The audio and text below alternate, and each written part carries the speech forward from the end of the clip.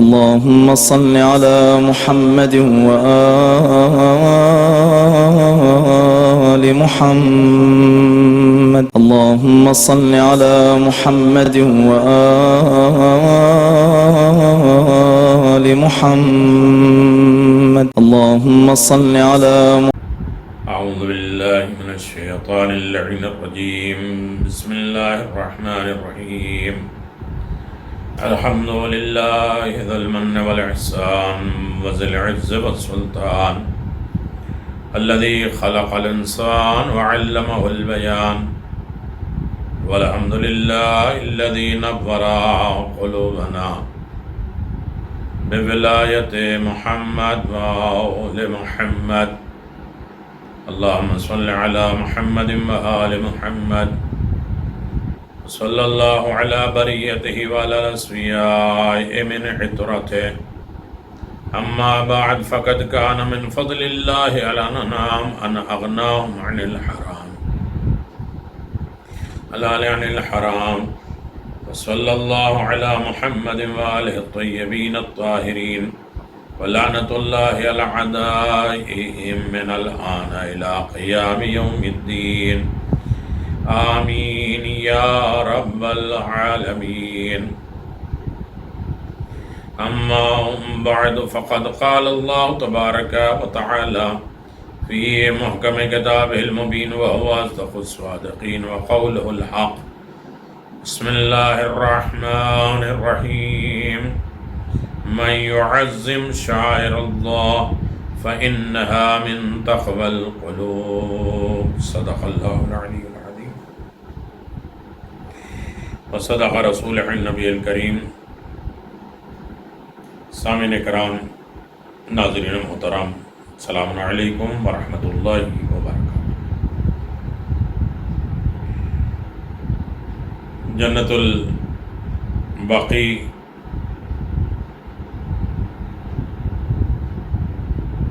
اور اس کے بعد شہدائے احد، سید الشہداء جناب حمزہ، اور مدینہ کی مشہور ترین مساجد جو محمد اور آل محمد علیہ السلام سے منسوب تھی، وہ توڑ دی گئی، ویران کی گئی. وہیں ایک عظیم ترین قبرستان مکہ معظمہ کے مشہور ترین جنت المحلہ. جنت المحلہ،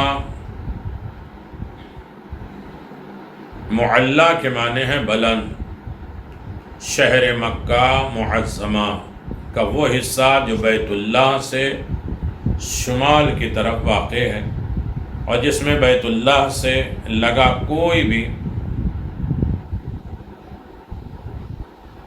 چڑھائی اور اگلا حصہ بتایا جاتا ہے. ان سب حصے کو محلہ کہتے ہیں. خانہ کعبہ سے لے کر قبرستان تک کے وہ پہاڑیاں. ارزقین محلہ کے جو حدود بیان کیے ہیں ان میں ظاہر ہے کہ اس سطح مرتفع اور حد مشرق میں جبل ابو قبیس صفا مروہ کے پاس ہے، بہت اونچا پہاڑ، اور جنوب میں جبل قیقعان. یہ دونوں پہاڑوں کے بیچ میں جنت المحلہ، وہ سب محلہ میں داخل ہے. مکہ معظمہ کے نشیبی حصہ مسفلہ کہا جاتا ہے، جہاں ڈھال زیادہ ہے اور اکثر ہوٹل وغیرہ ادھر ہی ہیں. اب پہلے محلہ کی طرف بھی تھے اور اسے مسفلہ کہتے ہیں.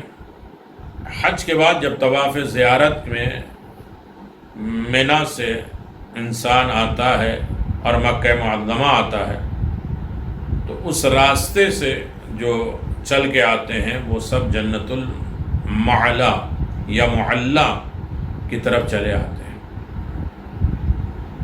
جنت المحلہ کو قریب پہنچ کر انسان کے اندر بڑی خوشیاں محسوس ہوتی ہے۔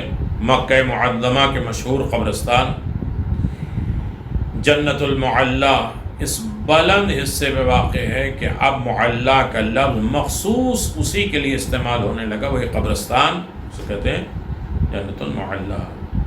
اسی سبب سے یہاں کی آبادی کو بھی محلہ معلیٰ کہنے لگے۔ قبرستان ہے معلیٰ، بیت اللہ سے کوئی 1.5 میل بہت قریب ہے، پیدل جا سکتے، پیدل چلیں تو آدھے گھنٹے تک، تقریباً 15-20 منٹ تک انسان وہاں پہنچ سکتا ہے۔ حرم سے معلیٰ تک مسلسل ایک آبادی چلی آ رہی ہے، سڑک کے دونوں طرف دکان مکانات سب موجود ہیں۔ یقیناً لوگ آنا جانا یہاں رکھتے ہی ہیں، اور اس طریقے سے جنت المعلیٰ کی نسبت حضرت سے موجود ہے۔ حضرت نے فرمایا کہ سب مقبروں میں اچھا مقبرہ اہل مکہ کا ہے، اور اس میں جو دفن ہے اس کو نجات ملی، کامیاب ملی۔ جنت البقیع کی ایک طرف، جنت المعلیٰ کا مقام خود حضور نے ان کی عظمت اور ان کی رفعت بیان فرمائی۔ مقبرہ معلیٰ زمان جاہلیت سے اس وقت تک اہل مکہ کا قبرستان چلا آ رہا ہے کہ اس کی لمبائی چوڑائی یعنی اس کی نپائی 200 گز، 1 میل تقریباً۔ زمانے قدیم میں اس کے لیے کئی حصے تھے جن کے نام یہاں وادی کوہستان نشیب، فراز، دوسری خصوصیات کی وجہ سے جدا جدا ہیں۔ شعب ابی بنی ہاشم، شعب ابی طالب، شعب ابی دوب، شعب ابی صفا، شعب عامر کے نام سے منسوب ہے۔ ان مقامات پر مختلف خاندان کے اڈے ہوتے تھے، رہن سہن ہوتے تھے۔ جنت المعلیٰ کا قدیمی نام صرف معلیٰ یا مقبرہ معلیٰ۔ مورخین مکہ نے اسی نام سے اس کا ذکر کرتے ہوئے ابن جبیر ابن بطوطہ نے اس کو حبابہ معلیٰ لکھا ہے، اور حبابہ کے معنی میدان یا جنگ کے ہیں۔ میں اس کی تشریح نہیں کر رہا ہوں، تھوڑی سی بات آپ حضرات کے اذہان عالیہ تک پہنچ جائے کہ بقیع کے ساتھ ایک قبرستان اور بھی ہے جسے جنت المعلیٰ کہتے ہیں، اسے بھی ظالموں نے توڑ دیا۔ زمانہ حال یعنی آج کے بعض مصری سیاحوں نے بھی حبائے معلیٰ کے نام سے اس کا تذکرہ کیا ہے۔ اہل ہند اس کو جنت المعلیٰ کہتے ہیں، اور یہ لقب غالباً 14ویں صدی ہجری کی ایجاد معلوم ہوتی ہے۔ عام اہل مکہ اسے جنت المعلیٰ کہتے ہیں، جنت المعلیٰ کہتے ہیں، اور بہت سے لوگوں سے یہ کہتے ہوئے سنا گیا ہے جنت المعلیٰ، اور جنت المعلیٰ بھی ہے، اور کوئی دوسرا قبرستان جنت المعلیٰ نہیں ہے، یہی جنت المعلیٰ۔ معلیٰ کے مدفونین بہت سے صحابہ، تابعین، تبع تابعین، علماء، صلحاء وغیرہ موجود ہیں، مگر ان کے مدارات یا تو بالکل ہی لاپتہ ہیں یا مادوے چند کے صرف نام کے حساب سے موجود ہے۔ 1344 تک جنت المعلیٰ میں صرف 4-5 قبے تھے۔ حضرت عبد مناف، حضرت عبد المطلب، حضرت ابی طالب، حضرت آمنہ اور حضرت خدیجۃ الکبریٰ سلام اللہ علیہا کے مزاروں پر بنے ہوئے قبا تھے۔ ان کے علاوہ حضرت قاسم ابن رسول خدا جو بچپنے میں انتقال ہو گیا، حضرت قحافہ پہلے خلیفہ کے والد، حضرت عبد الرحمن ابن ابی بکر، حضرت اسماء بنت ابو بکر، حضرت عبداللہ ابن زبیر، حضرت عبداللہ ابن عمر وغیرہ کی قبریں بھی یہی ہیں۔ مدت سے لوگ جاتے تھے، زیارت کرتے تھے، ہر حاجی ان کی زیارت کے لیے جاتا تھا۔ معلیٰ میں بعض عمراء اور متمکن اشخاص کی قبریں بھی ہیں جن کے گرد لکڑیاں کے گڑھے یا پختہ دیوار کھینچی ہوئی ہے۔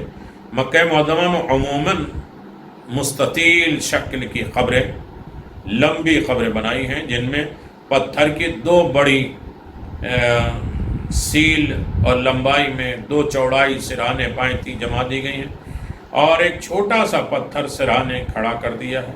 قبروں کی اونچائی تقریباً 1 بالشت ہوتی ہے۔ بعض ترکیوں اور مصریوں کے بلند پختہ قبریں موجود ہیں۔ تاریخ 4 محرم 1218 یعنی مئی 1803 جبکہ مکہ پر پہلی مرتبہ وہابیوں کا قبضہ ہو گیا۔ وہابی مذہب کے بانی محمد ابن عبد الوہاب نجد میں بمقام عینینہ 1115-1691 میں پیدا ہوئے۔ انہوں نے مذہبی تعلیم حنبلی طریقے پر اپنے والد سے پائی اور اس کے بعد حج کو گیا اور مدینہ منورہ میں حدیث کی تکمیل کی، اور وہ تعظیم قبور اور اولیاء اللہ سے مدد طلب کرنے کو شرک اور قبر پرستی، پیر پرستی سے تعبیر کرتے تھے۔ ان کے علاوہ اور بھی بہت سی باتیں مسلمانوں میں ان کو ایسی نظر آئیں جو وہ خلاف شرع سمجھتے تھے، دین کے خلاف سمجھتے تھے۔ شیخ نے ان رسومات کو خلاقمہ کر دیا، ختم کر دیا، ان کے اہل وطن کو ان کے دشمن ہو گئے۔ آخر بڑی جد و جہد کے بعد محمد ابن سعود امیر نجدان کا معتقد ہوا، اور روایت میں ہے کہ امیر سعود ابن عبدالعزیز امیر نجد ہوا تو یہاں کے قبروں کو گنبد اور اونچی اونچی قبروں پر منہدم کر دیا۔ اب اگر عبدالوہاب کی اسٹوری اور ان کی زندگی کے بارے میں کہا جائے تو بہت بڑی بات ہے۔ محمد ابن عبدالوہاب کا انتقال 92 سال کی عمر میں ہوئی اور انہوں نے 4 لڑکے پوتے یادگار چھوڑے۔ محمد ابن عبدالوہاب کی تفصیلات میں کتاب توحید میں بہت مشہور ہے اور بہت سی چیزیں۔ محمد ابن مسعود، اور چونکہ ان کی ہسٹری ہمیں نہیں پڑھنا ہے، اور یہ جو قبریں جو ہے انہوں نے گرائی 14-15 برس بعد ترکیوں نے حجاز پر دوبارہ قبضہ کیا، اور حسب الحکم سلطان محمود خان تقریباً 1232 میں محمد ابن پاشا والی مصر نے مسمار شدہ قبا کو، جو قبا گرا دی گئے تھے، حسب سابق اثر نو تعمیر کر دی۔ اب اس ضمن میں کہا جائے کہ محمد علی پاشا کون تھے اور یہ تاریخ کیا تھی اور کیوں وہابیت سے انہیں ٹکرائے اور اس کے بعد اس کا کیا ہوا، تو بڑی لمبی بحثیں ہو جائیں گی۔ میرا مقصد یہ ہے کہ جنت المعلا کی طرف بھی ہمارے ذہن جائے، فکر جائے کہ اس میں بھی عظیم قبریں ہیں جس کو مسمار کر دیا گیا، ختم کر دیا۔ قبروں پر غلاف ڈالیں، بعض قبروں کے کتبے جو اہل نجد نے اکھاڑ دیے تھے وہ بھی ڈالے گئے، جو ابھی تک ٹوٹے تھے اور ان کو دوبارہ نصب کیا گیا۔ اس وقت کی جنت المعلا کی حالت ایک مشہور اور معروف فرنگی سیاح حجاز گھاٹ کے سفر نامے سے درج ہے، جو 1814 اور 1232 1814 عیسوی اور 1232 ہجری میں مسلمانوں کا بیس بنا کر ابراہیم ابن عبداللہ کے نام سے حجاز گیا، اور وہ زمانہ تھا کہ حجاز نجدیوں کے ہاتھ سے نکل کر ترکیوں کے قبضے میں آ چکا تھا، اور خاص خاص قبروں کی گنبدوں کی تیاری ہو رہی تھی۔ بہت سی اس میں درمیان میں قبریں تھیں، وہابیوں نے اسے گرا دیا، اور یقیناً اگر سب کے سفر نامے اگر پڑھے جائیں تو بہت طولانی ہوں گے، اور ان سفر ناموں میں کیسے حکومتوں نے کس طریقے سے، کس سن میں کس طریقے سے قبرستان معلا کو گرایا، اور ایسی مثالیں اکثر ہم دیتے رہتے ہیں کہ انسان اپنے مکان بنا لیتا ہے اور اپنے پیر مرشد اپنے رہبر اور قائد کے مکانات کو ٹوٹتا ہوا دیکھ لیتا ہے اور نہیں سمجھ پاتا کہ انسان اس کے ساتھ کیا ہے۔ جنت البقیع اور جنت المعلا میں بڑا فرق ہے، بہت سے نشانات ہیں۔ یقیناً جو ہے اب آپ جنت البقیع میں آپ دیکھیں کہ باؤنڈری نہیں بنی ہوئی ہے، لیکن جنت المعلا میں جگہ جگہ دیواریں اور باؤنڈری بنی ہوئی ہے۔ جنت المعلا کی نسبت 1344 میں اہل نجد نے زیادہ تشدد سے کام لیا اور حج سے پہلے جن حاجیوں نے زیارت کرنا چاہی ان کو سپاہیوں نے روک دیا، تم کو فاتحہ پڑھنی نہیں آتی ہے، تم قبروں کو پوجنے لگتے ہو، اور چند روز بعد زیارت کی اجازت مل گئی، اور حج کے بعد جو لوگ معلا گئے انہوں نے سلام اور فاتحہ پڑھا، مگر سپاہی ان پر نظر رکھتے تھے اور کہیں یہ سجدہ تو نہیں کرتے، ان کی قبروں کو پاؤں تو نہیں رکھتے اور ان کو چومتے تو نہیں ہیں۔ 1345 میں جب یہ گناہ، جب انسان اور عجیب لوگ، سب کے عام لوگ جو ہے وہ قبروں میں جانے لگے، اور اس کے بعد سلام زیارت فاتحہ عام اجازت ہوئی، تو یقیناً سب کو اجازت تھی زیارت پڑھنے کی، سلام کرنے کی، قبرستان کی تعظیم کرنے کی، لیکن وہابیوں کو کیا کریں، عام اہل عرب بھی انہیں نہیں کرتے تھے، گورستان میں خیمے لگا کر انہیں اپنا قیام بنا گئے اور جوتے پہن کر بے تکلف قبروں کے رونقتے ہوئے یہ چلے جاتے ہیں، ان کے اندر کوئی حرمت نہیں ہے۔ جنت المعلا میں 1345 میں اللہ تعالیٰ نے زیارت کے جو توفیق مرحمت فرمائی لوگوں کو، تو اس میں یہ علامت دیکھی گئی کہ 2 مرتبہ وہاں خفتگان خواب راحت سے خدمت میں سلام عرض، اور یقیناً حج کے درمیان میں بھی انسان آزاد ہو کے جاتا تھا، لیکن آہستہ آہستہ اس قبروں کے سے روک دیا گیا۔ مقبرہ اجداد رسول خدا، اب ہسٹری کے بارے میں پڑھیں تو بڑی لمبی بات ہے۔ جنت المعلا وہ حصے میں حضرت عبد مناف، حضرت عبد المطلب، حضرت ابو طالب کی قبریں ہیں، ان کو مقبرہ اجداد رسول کے نام سے جانا جاتا ہے، پہچانا جاتا ہے، تاکہ اس قبرستان کے مقدس خطے کو جانا جائے۔ یہ قبرستان ابو طالب کے نام پہ، قبرستان حجون کے نام پہ بھی جبل حجون کے دامن میں حضرت خدیجہ سلام اللہ علیہ کے قبر کے آگے ہے۔ حضرت کے اجداد کے حالات، تاریخ کی تفصیل مرقوم میں یہاں بقدر ضرورت آپ کی خدمت میں سے پیش کر دیتے ہیں، تاکہ انسان جانے کہ کس منزل پر ہم آئے ہیں اور کہاں تک ہمیں جانا ہے۔ قبر عبد مناف حضرت صلی اللہ علیہ وسلم کے 5ویں پشت میں ہے، رسول خدا ان کی 5ویں پشت میں ہے۔ حضرت کے جد امجد حضرت عبد المطلب تھے، اور ان کے والد ہاشم اور ان کے والد عبد مناف، اور ان کا اصلی نام مغیرہ تھا اور کنیت ابو عبد شمس تھا۔ قریش ان کے حسن جمال کی وجہ سے قمر کہتے تھے، چاند کہتے تھے۔ مورخین مکہ ان کی قبر کے متعلق کچھ لکھتے ہیں کہ ابن جبیرہ ابن بطوطہ نے بھی اپنے سفر نامے میں مدفون معلا کے ضمن میں ان کا ذکر لکھا ہے، اور کئی مورخین نے لکھا ہے، اور یقیناً 1269 میں مکہ کا سفر یقیناً اس کی نشاندہی کرائی جاتی ہے۔ 1329 میں حاجی عبد الرحیم صاحب نے بنگلوری نے حج کیا اور اپنے سفر نامے میں عبد مناف اور عبد المطلب کی قبر ایک ہی قبے کے اندر تحریر کیا، اور بعد میں اس کے اختلاف ہوئے۔ 1344 میں اہل نجد نے فتح مکہ کرنے کے بعد دوسرے قبا کو، میناروں کو اور گنبدوں کو جو عبد مناف کے قبا پہ تھی توڑ دیا گیا۔ 1445 میں اس قبر کی زیارت کرنے والے جانتے تھے کہ بہت اونچے مقبرہ تھا، اور ان کے چاروں طرف پتھر کی سیل لگائی گئی اور اس کے بعد توڑ دی گئی سب کی قبریں۔ دوسری قبر جناب عبد المطلب ہے۔ حضرت عبد المطلب حضرت کے دادا تھے، اور حضور صلی اللہ علیہ وسلم کے والد ماجد حضرت عبداللہ کا انتقال حضرت کی ولادت سے پہلے ہو چکا تھا، رسول کے بعد اس دنیا سے چلے گئے تھے۔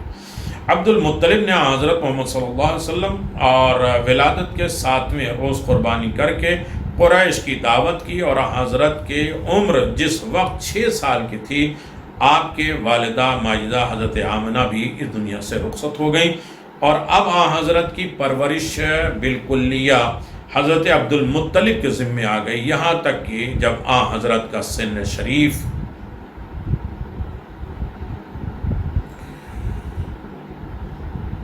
8 برس کے تھے، رسول خدا صلی اللہ علیہ وسلم اس بزرگ کا سایہ بھی سر سے اڑ گیا، جناب عبد المطلب انتقال کر گئے۔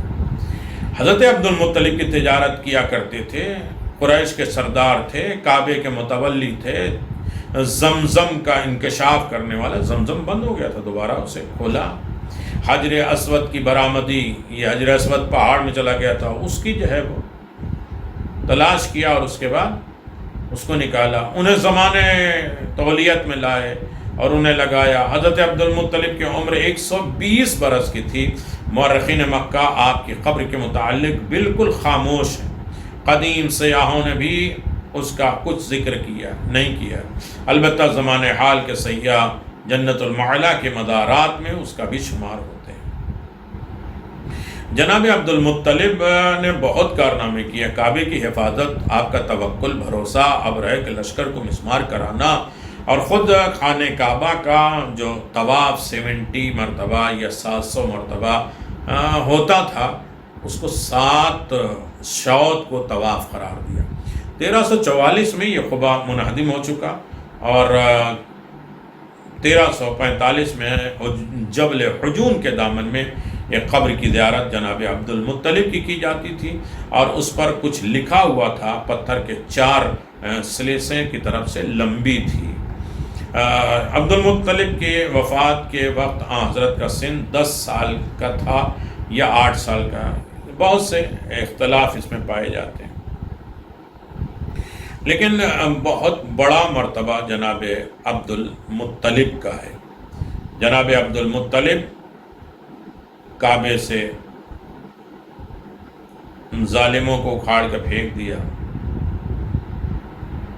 یقیناً آپ دیکھیے کہ حجر اسود کو کعبے سے لوگ لے کے گئے، کعبے پہ پھر دوبارہ انہوں نے چڑھوایا، 2 طلائی ہرن، سب چیزیں چاہے زمزم میں چھپا دی گئی تھی، زمزم کو کنویں کو بند کر دیا گیا تھا، مٹی وغیرہ ڈال کر کنویں کو زمین کے برابر کر دیا تھا، یہاں تک کہ مدت گزر گئے، کسی کو خبر ہی نہیں تھی کہ کعبے کے پاس کوئی کنواں بھی تھا۔ جب حضرت کے ظہور کے بعد زمانہ قریب آیا تو عبد المطلب نے خواب دیکھا تو کوئی شخص اس سے زمزم کے کنویں کو کھودنے کو کہہ رہا ہے، چونکہ ان کو زمزم کا علم تھا۔ بڑی حیرت ہوئی، آخر 3 مرتبہ جب یہی خواب دیکھا تو زمزم کا مقام اور جگہ بصراحت خواب میں دکھایا گیا، تو کنواں کھود کر حجر اسود میں سے نکل کر کعبے میں نصب ہو گیا۔ حجر اسود وہیں چلا گیا تھا اور ان لوگوں نے چھپا دیا تھا، اس کو نکال کے انہوں نے دوبارہ لگایا۔ قبر ابی طالب، جناب ابو طالب، حضرت ابو طالب حضرت کے شفیق چچا، حضرت علی کے والد ماجد، اور آپ کا نام عبد مناف تھا، کہ عبد مناف تھا، اور ان کے بڑے فرزند طالب کی وجہ سے ان کی کنیت ابو طالب مشہور ہو گئی۔ حضرت عبد المطلب کے مرتے وقت حضرت کی پرورش کے لیے بطور خاص ان سے وصیت کی، ان کے حوالے کیا پیغمبر اسلام کو، جن کو انہوں نے بڑی خوبی سے پورا کیا۔ حضرت 8 سال کی عمر سے تقریباً 50 سال کی عمر تک ان کی زیر کفالت رہے، اور حضرت ابو طالب مدت عمر حضرت کے ساتھ بڑی شفقت اور محبت کے ساتھ پیش آتے رہے، یہاں تک کہ اپنے بچوں کو بھی قربان کرتے رہے، ان کے بستر پہ سلاتے رہے، اپنے شیب میں لے کے گئے۔ بہت بڑا کارنامہ ہے جناب ابو طالب کا، ہر بات میں اپنے بچوں سے زیادہ ان کی خبر گیری کرتے تھے۔ ایک مرتبہ جب کہ حضرت کی عمر 9 سال تھی، حضرت ابو طالب نے بغرض تجارت شام جانے کا ارادہ کیا، تو تو حضرت بھی ان کے ساتھ چلنے کے لیے کہنے لگے۔ مہربان چچا کا دل بھر آیا اور معصوم بھتیجے کی فرمائش پوری کی اور رسول کو 9 سال کی عمر میں شام لے کے گئے۔ حضرت ان سے بڑی تقویت تھی، چونکہ یہ بہت بڑا با اثر شخص تھے اور اس لیے ان کے زندگی تک کفار کی ہمت نہیں ہوئی تھی کھلم کھلا حضرت کو اذیت پہنچائے۔ کئی مرتبہ قریش مکہ نے حضرت ابو طالب کو مختلف قسم کی ترغیب دلائی اور لالچ دلائی، دھمکی دیا، طرح طرح کے دباؤ ڈالے اپنے بھتیجے کا ساتھ چھوڑ دیں، مگر شفیق چچا نے جیتے جی اپنی محبت میں کوئی کمی نہیں کی اور اپنی زوجہ محترمہ فاطمہ بنت اسد بھی حضرت پر شفقت کرنے میں کوئی دقیقہ اٹھا نہیں رکھی تھی۔ منجملہ وجود حضرت ابو طالب کی محبت کا بھی اثر تھا کہ حضرت سرور کائنات ان کے فرزند حضرت علی کے ساتھ بے انتہا محبت فرماتے تھے، اور مسلمانوں کا ایک بڑا گروہ حضرت ابو طالب کے ایمان لانے اور اسلام قبول کرنے کا قائل نہیں ہے، مگر اس کے بعض اشعار جو تاریخ الفوات میں درج ہیں، نیز ان خطبہ اور ان کے دروس، جناب خدیجہ کا عقد پڑھنا، اور یہ سب مومن ہونے کی علامت ہے۔ اور جو انہوں نے حضرت کے سلسلے میں رسول خدا نے جو باتیں کہیں اور وہ بڑی عظیم ہے، اسلام کے بانیوں میں سے، اسلام کے محافظین میں سے ہیں جناب ابو طالب، کل ایمان کا باپ۔ لوگ تانے دیتے ہیں کہ وہ کم از کم مرتے وقت ایمان لے آئے تھے اور کلمہ شہادت ان کی زبان پہ جاری ہوئی تھی۔ اللہ اکبر۔ حضرت ابو طالب کچھ 80 برس کی عمر میں ہجرت سے 3 سال پہلے، مشہور ہجرت کے 1 برس پہلے ماہ شوال میں بمقام مکہ معظمہ انتقال کر گئے۔ حضرت ابو طالب کی قبر کا ذکر مورخین کے مکہ مطلق ہے کہ آپ مکہ میں دفن ہوئے۔ بہت سی حدیثیں اور کارنامہ جناب ابو طالب کے بارے میں آپ سنتے رہتے ہیں، پڑھتے رہتے ہیں، ہمارا صرف اشارہ ہے کہ ظالموں نے کیا کیا کیا ہے۔ مکہ معظمہ کے لوگوں نے سنا کہ عوام حضرت ابو طالب کی درگاہ سے بڑا عقیدہ رکھتی ہیں، ان کی قبر پر منتیں مانتے ہیں، قربانیاں چڑھاتے ہیں۔ اگرچہ یہ خیال لوگوں نے غلط ثابت کیا اور اس کے بعد ظلم و ستم شروع ہوا، اہل نجد نے پھر اس قبر کو منہدم کر دیا اور جنت المعلا اور جبل حجون کے دامن میں ایک کچی قبر دیکھی، اور جس کا نام جو ہے وہ جناب ابو طالب کے نام سے منسوب ہے۔ ایک قبر اور بھی ہے، مزار حضرت آمنہ۔ حضرت آمنہ بنت وہب حضرت صلی اللہ علیہ وسلم کے والد گرامی، ان کا میکہ مدینے میں تھا، اور یہ سال کے سال اپنے عزیزوں سے ملنے اپنے شوہر عبداللہ کی قبر کی زیارت کے واسطے بمقام ابوا جو مکہ معظمہ مدینہ کے درمیان میں ہے تشریف لے جاتی تھی۔ ایک مرتبہ جب کہ حضرت 6 برس کے تھے تو حضرت عبد المطلب حضرت ابو طالب کے ساتھ حسب عادت مدینہ گئیں، اور اسی دفعہ حضرت کو بھی اپنے بھائیوں سے ملانے کے لیے اپنے ہمراہ لے کے گئیں۔ اتفاق بقضاء الہی ابوا میں انہوں نے رحلت فرمائی اور وہیں دفن ہو گئے۔ یہ بھی ہسٹری ہے کہ آپ ابوا میں دفن ہوئے، اور بہت سے ہے کہ جنت المعلا میں دفن ہوئے۔ یعنی ایک روز حضرت چند صحابہ کے ساتھ معلا کے قبرستان میں تشریف لے گئے اور بہت سی قبروں سے گزرتے ہوئے معلا کے آخری کنارے تک پہنچے اور ایک قبر کے پاس بیٹھ گئے اور دیر تک طلب نجات فرماتے رہے، اور اس کے بعد آواز سے رونے لگے۔ اس پر تمام صحابہ بھی رونے لگے۔ حضرت صحابہ کی طرف متوجہ ہوئے اور عرض کیا، یا رسول اللہ کس وجہ سے آپ رو رہے ہیں؟ تو حضرت نے ان کا ہاتھ پکڑ کر فرمایا، کیا میرے رونے کی وجہ تم بھی رو گے؟ اور ارشاد فرمایا، یہ قبر آمنہ بنت وہب کی ہے، میں نے اللہ تعالیٰ سے ان کی قبر کی زیارت کے لیے اجازت چاہی تو اس کی مجھے اجازت مل گئی، اور اس کے بعد میں نے آمنہ کے لیے طلب مغفرت کی اجازت مانگی تو وہ بھی اللہ نے دے دیا۔ ما کان لبنی والذین آمنوا ولا یستغفرون للمشرکین ولو کان اولی القربی، یعنی نبی اور مسلمانوں کے لیے مناسب نہیں ہے کہ وہ مشرکوں کے لیے خواہ رشتہ دار ہی کیوں نہ ہو دعائے مغفرت کرے۔ یہ اس بات کی دلالت ہے کہ رسول خدا نے مغفرت کی دعا مانگی، یعنی رسول کے ماں باپ مومن مسلمان کل ایمان کے باپ رسول خدا کی والدہ گرامی کی عظیم منزلت ہے، اور رسول خدا جن کی قبر پہ بیٹھ کے دعا مانگیں، روئیں، آمنہ کی قبر علامت معلیٰ میں موجود ہے، اور بہت سے لوگ کہتے ہیں کہ وہ ابوا میں دفن ہے۔ ابوا بھی قریب قریب ہے، اور اس ضمن میں بڑی لمبی بحثیں ہیں، لیکن ہم تھوڑا سا مختصر کرتے ہوئے اپنی بات کو آگے بڑھانے کے لیے میں آپ کی خدمت میں اور گزارش کروں کہ مزار ام المومنین جناب خدیجہ سلام اللہ علیہ، ام المومنین حضرت خدیجہ حضرت کی زوجہ محترمہ جناب خاتون جنت فاطمہ زہرا سلام اللہ علیہ کی والدہ گرامی، اور حضرت حسنین علیہ السلام کے جد بزرگوار عموماً مورخین ان پر متفق ہیں کہ سب سے پہلے ایمان لانے والی، اور اس میں کسی کو کوئی کلام نہیں ہے، عورتوں میں سب سے اول انہی کو تصدیق رسالت کی توفیق ملی ہے، مقام ملا ہے۔ یہ نہایت مالدار ایک معزز خاندان کی بیوی تھیں، اور اب سے پہلے حضرت صلی اللہ علیہ وسلم ان کا مال تجارت لے کر ملک شام تشریف لے گئے تھے، اور بعثت سے 15 برس قبل حضرت نے ان سے نکاح کیا، اور ان کی زندگی تک کوئی عقد نہیں فرمایا۔ حضرت کو ان کے روپے سے بہت، ان کے دولت سے بہت فائدہ ملا۔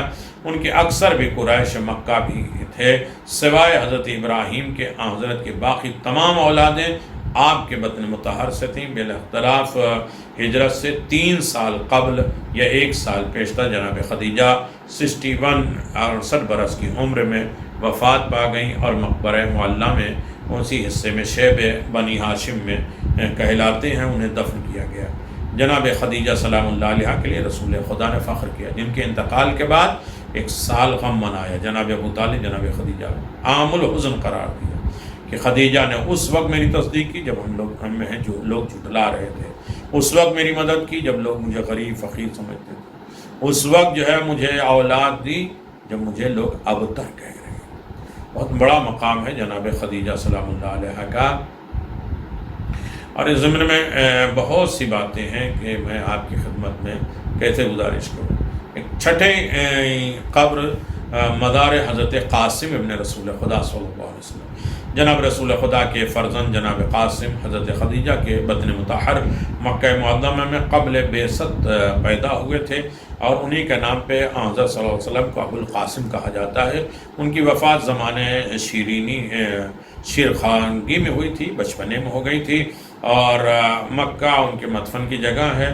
ان کے مزار کی نشاندہی کسی نے نہیں کی ہے، اور حضرت کی اولاد کو سب بحال شیرخان جو ہے شہید ہوئے تھے، اور یقیناً بچپنے میں آپ شہید ہو گئے، اور اس قبرستان میں آپ کو دفن کیا گیا، اور رسول خدا نے جناب قاسم کو دفن کرنے کے بعد گریہ کیا، اور لوگ باہر قبرستان سے بیٹھے ہوئے کہہ رہے تھے دیکھو ابتر جا رہا ہے، لا ولد جا رہا ہے۔ تو روتے ہوئے آپ چلے گئے مینا کی طرف۔ مینا کے جب میدان میں پہنچے ہیں تو ایک مرتبہ جبریل آئے اور آواز دیا انا اعطیناک الکوثر، اللہ کہہ رہا ہے تم رنجیدہ نہ ہو، پریشان نہ ہو، رو نہیں، ہم تمہیں کوثر دیں گے۔ کوثر کی نظیر جناب فاطمہ زہرا سلام اللہ علیہا ہے، اور اسی طریقے سے بہت سے قبریں جس کا تذکرہ میں نے آپ کی خدمت میں گزارش کیا، صحابہ، تابعین، تبع تابعین، علماء، عظام، لیکن سب اس قبر کو جو ہے لوگوں نے مٹا دیا، ختم کر دیا۔ اور اسی طرح سے بہت سے قبرستان ہیں، قبرستان مینا بھی ایک قبر ہے، اور اس کے بعد بہت سی قبریں ہیں جہاں جاہل لوگ اپنے بچیوں کو زندہ دفن کر دیتے تھے۔ قبرستان سبیکہ، قبرستان شہداء، اور اس کے بعد قبرستان ام المومنین حضرت میمونہ، اور یہ سب چیزیں موجود ہیں جس کو تاریخ پڑھنے والے مقبرہ مہاجرین، یہ بھی ایک عظیم ترین قبرستان ہے، اور اس قبرستان کو یقیناً عظمت حاصل ہے کہ پیغمبر گئے ہیں، پیغمبر کے دادا، ماں، چچا، بیوی، بچے سب یہاں دفن ہیں۔ لیکن ظالموں نے اس قبرستان کو بھی جلا دیا، ختم کر دیا اور اس قبرستان کو مسمار کر دیا۔ بہانہ یہ ہے کہ قبرستان پہ نہ چراغ جلائے جا سکتے ہیں، قبرستان میں نہ جو ہے وہ فاتحہ دیا جا سکتا ہے، قبرستان میں نہ دعا پڑھی جا سکتی ہے، قبرستان عبادت کی جگہ نہیں ہے، سلام دعا کی جگہ نہیں ہے۔ لہذا لوگوں نے اور وہابیوں نے اسے گرا دیا، مسمار کر دیا، ختم کر دیا۔ لیکن آپ جانتے ہیں کہ قبر پرستی ہمارے مذہب میں نہیں ہے، لیکن قبور ان کے جو زندہ ہیں ان کی قبریں ایک الگ ہیں، ان کا فلسفہ الگ ہے۔ قبروں پر تعمیر کا شرعی حکم قرآن کے پیغمبر اسلام کے دور سے لے کر ابن تیمیہ تک، آپ ان کے شاگرد ابن قیوم متولی تقریباً 750 برس ہو گئے اس پوری امت میں مسلمان کے درمیان ان کی شرعی مسائل میں قبروں پر عمارت تعمیر کرنے کے نام پر کسی طرح سے اختلاف، جھگڑا، بحث، جذبات کو بھڑکانے یا انہیں نظر انداز کرنے کی بات نہیں تھی۔ یہاں تک کہ ابن تیمیہ نے اپنے دور میں قبروں پر عمارت تعمیر کرنے کو عدم جواز کا فتویٰ دے دیا۔ اس کے علاوہ ائمہ اسلام کا اس بات پر اتفاق ہے کہ قبروں پر روضے کی تعمیر کرنا جائز ہے، نہیں ہے انہیں مسجد قرار دینا اور وہاں نماز ادا کرنا شرعی نہیں ہے۔ اس کے بعد ابن قیم جوزی کا دور آیا تو اس نے اس سے آگے بھی بیان کر دیا کہ قبروں کو جو روضے بنے ہیں ان کو گرانا واجب ہے، اور ان کے گرانے انہیں ختم کرنے پر قدرت حاصل ہو جانے کے بعد ایک دن بھی اس میں باقی رکھنا اور تاخیر کرنا جائز نہیں ہے۔ اس کے بعد محمد ابن عبد الوہاب 1206 آئی اور اس نے مذہب و فقہ میں سختی اور زبردستی کا دخل دیا، جس کی بنیاد پر دوسروں کو کافر ثابت کرنے پر اس کا شرک الزام لگایا اور ان کا خون مباح کیا اور ان کے آل اولاد کو اسیر کر کے جیسی سزائیں معین کی۔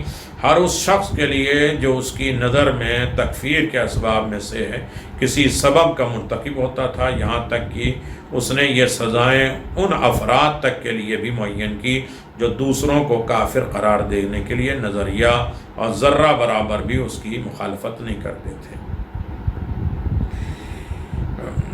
یعنی حاکم سعود کی حمایت نے محمد ابن عبد الوہاب کے افکار نظریات کی نشریات اور اس کے ابتدائی اقتدار کو ہم آہنگ کرنے میں اور اہم ترین کردار میں، جس کے نتیجے میں اس کے مختلف مناطق پر حملہ کر کے اپنے نظریات کو عملی جامہ پہنانے کا بھرپور کوشش کی۔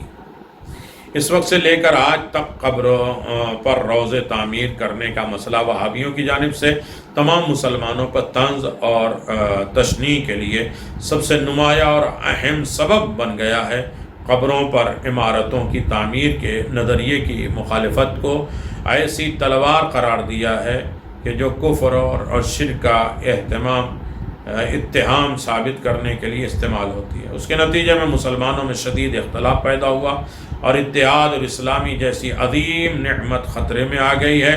اس سلسلے کی اہمیت اور اس سلسلے کی شدید حساسیت کی بنا پر ضرورت محسوس ہوئی کہ اس موضوع کے مختلف اعتبار سے مطالعہ کیا جائے اور آپ کے سامنے حتمی فیصلہ کیا جائے، بیان کیا جائے، اور اس بحث سے ہمارا مقصد صرف حقیقت کو بیان کرنا ہے تاکہ مسلمانوں میں آپس میں اختلاف نہ ہو اور اس کے سنگین نتائج کا خطرہ کم ہو جائے اور اس میں اتحاد یکجہتی پیدا ہو، ایک دوسرے کا کافر قرار دینے کا غلط نتائج سے بچ کر ان دیرینہ عظمت اور شوکت کو واپس کریں۔ قبروں کی تعمیر اور ان کے احترام کا مسئلہ قرآن مجید کی روشنی سے بھی آپ دیکھ سکتے ہیں۔ قرآن مجید نے بھی بہت سی چیزیں، جب ہم نے قرآن مجید کی بارگاہ میں حاضر ہو کر اس مسئلے میں قرآن مجید کے نظریے سے واقف ہونے کی کوشش کی تو بہت سی آیات ایسی دکھائی دیں جو اس مسئلے میں قرآنی موقف کی جانب اشارہ کرتی ہیں اور نظر آتی ہیں۔ قرآن مجید سورہ کہف آیت نمبر 21 میں اللہ نے کہا وَكَذَلِكَ آثَرْنَا عَلَيْهِمْ لِيَعْلَمُوا أَنَّ وَعْدَ اللَّهِ حَقٌّ وَأَنَّ السَّاعَةَ لَا رَيْبَ فِيهَا إِذَا يَتَنَازَعُونَ بَيْنَهُمْ أَمْرَهُمْ فَقَالُوا ابْنُوا عَلَيْهِمْ بُنْيَانًا رَبُّهُمْ أَعْلَمُ بِهِمْ قَالَ الَّذِينَ غَلَبُوا عَلَى أَمْرِهِمْ لَتَغْلِبَنَّ خَذُنَّ عَلَيْهِمْ مَسْجِدًا۔ اور اس طرح ہم نے قوم کو اس حالت پر مبتلا کر دیا تاکہ انہیں معلوم ہو جائے کہ اللہ کا وعدہ سچا ہے اور قیامت میں کسی طرح سے شبہ نہیں ہے۔ اور جب یہ لوگ آپس میں ان کے بارے میں جھگڑا کریں اور یہ طے کر رہے ہوں کہ ان کے غار پر ایک عمارت بنا دی جائے، خدا کے بارے میں بہتر جانتا ہے۔ جو لوگ دوسروں کی رائے پر غالب آ گئے انہوں نے کہا کہ ہم اس پر مسجد بنائیں گے۔ اس آیت سے استدلال کی کیفیت یہ ہے کہ ان اصحاب میں اصحاب کہف کے قصے کی طرف اشارہ ہے، جبکہ ان کے حالات اور ان کی جگہ سے لوگ واقف ہوئے، اور ان میں سے بعض نے کہا کہ ہم اس پر عمارت بنائیں گے، بعض نے کہا کہ ہم اس پر مسجد بنائیں گے۔ آیت کا سیاق تسلسل ثابت کرتا ہے کہ پہلی والی گفتگو یعنی عمارت بنانے کا نظر کفار تھا، اور دوسری گفتگو توحید پرستی کا ہے کہ اس میں مسجد بنائی جائے اور وہاں نماز بھی پڑھی جائے، تو نماز وہاں پڑھنا، دعا پڑھنا یہ منع نہیں ہے۔ قرآن نے خود اعلان فرمایا مَن يُعَظِّمْ شَعَائِرَ اللَّهِ فَإِنَّهَا مِن تَقْوَى الْقُلُوبِ، جو اللہ کی نشانیوں کا احترام کرتے ہیں اور ان کے دل کی تقوی کی علامت ہے۔ اور کریم سے استدلال ہے کہ دو باتوں کی ہے، شعائر کے معنی اور اس کے مفہوم۔ کیا انبیاء اور مرسلین کی قبریں شعائر ہیں؟ کیا ان کی تعظیم، ان کی عمارت کی تعمیر کے شعائر اللہ کے احترام ہے؟ پہلے موضوع کے بارے میں ہم عرض کریں کہ شاعر شعیرہ کی جمع ہے۔ شیخ طوسی نے مجموع البیان میں کہا ہے کہ شاعر کے معنی اعمال کے لیے ایک خاص مقام، اور شاعر یعنی اللہ کی نظر میں وہ خاص مقامات ہیں جنہیں اس نے اپنی عبادت کا مرکز قرار دیا۔ لہٰذا ہر وہ مقام جو ایک خاص عبادت سے مخصوص ہو، جیسے دعا، نماز وغیرہ، اور خاص عبادت گاہ بن سکتا ہے، تو اسے اس عمارت کا مشعر قرار دیا جائے۔ شاعر کے واحد شعیرہ ہے، لہذا شاعر یعنی مختلف عبادتوں کا مقام، جیسے سعی کرنے کی جگہ بھی شاعر اللہ ہے۔ ان الصفا والمروۃ من شعائر اللہ فمن حج البیت او اعتمر فلا جناح علیہ۔ اس کے بعد قربانی کو بھی شاعر اللہ کہا گیا ہے سورہ مائدہ میں۔ آپ دیکھیں یا ایھا الذین آمنوا لا تحلوا الشعائر ولا شہر الحرام ولا حدا ولا قلائد۔ تو اس طریقے سے شاعر اللہ کی تعظیم ضروری ہے۔ آپ صفا مروہ کی تعظیم کیسے کرتے ہیں؟ قربانی جو خدا کی راہ میں دیتے ہیں اس کی تعظیم کیسے کرتے ہیں؟ تو تعظیم یعنی اس کی رسپیکٹ، ادب، احترام اسلام میں جائز ہے، قرآن کے روح سے جائز ہے۔ اور قبروں کو مسمار کرنا یہ فتنہ ہے، فساد ہے اور اختلاف ہے۔ اور جن لوگوں نے جنت المعلا کو گرایا ہے، امام زمان کی خدمت میں فریاد ہے کہ مولا دوبارہ سر نو اس کی تعمیر کے اسباب فراہم کرنا، اور ہمیں احتجاج اور فریاد کرنے کی توفیق عطا فرما۔ ہماری احتجاج اور فریاد کو قبولیت کی منزل تک پہنچا دینا، مظلومین میں شمار فرما، ہمارے تمام مرحومین کی مغفرت فرما، زندوں کی حفاظت فرما۔ ربنا تقبل منا انک انت السمیع العلیم، بحق محمد وآلہ الطیبین الطاہرین، صلی اللہ علی محمد۔